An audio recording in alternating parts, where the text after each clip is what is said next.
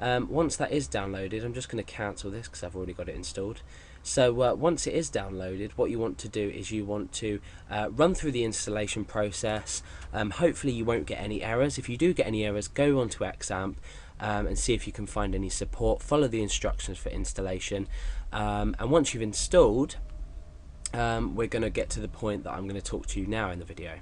So if you'd like to pause the video or close whatever, install XAMPP, and we're going to go ahead and test everything.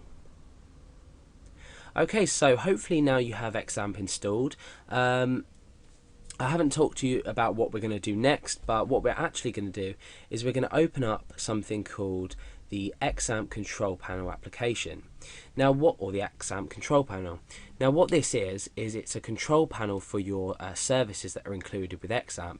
I'm not sure what version of XAMPP I'm running at the moment, but it is a slightly older version, so depending on when you've completed the installation, this video was recorded 2011, so depending on when you're viewing this video, your control panel may look a bit different, but nevertheless control panel is available from your programs menu within Windows. So open this up, and what you want to do is you want to make sure Apache and MySQL are running.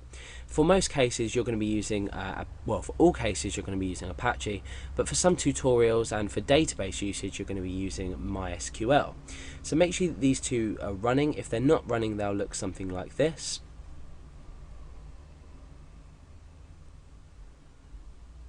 Yeah, okay. Oh, so they're going to look like something like that. And to start them, you're just going to simply click start, and vice versa. If you need to stop them for any reason, just click stop. So now that they're both running, we see here Apache started port 80 and MySQL started port 3306.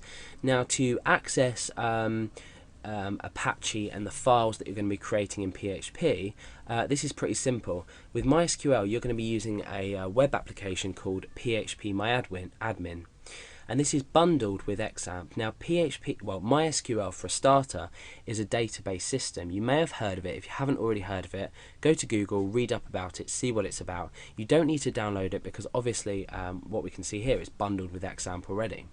So the first thing we want to do is we want to test if our web server is active.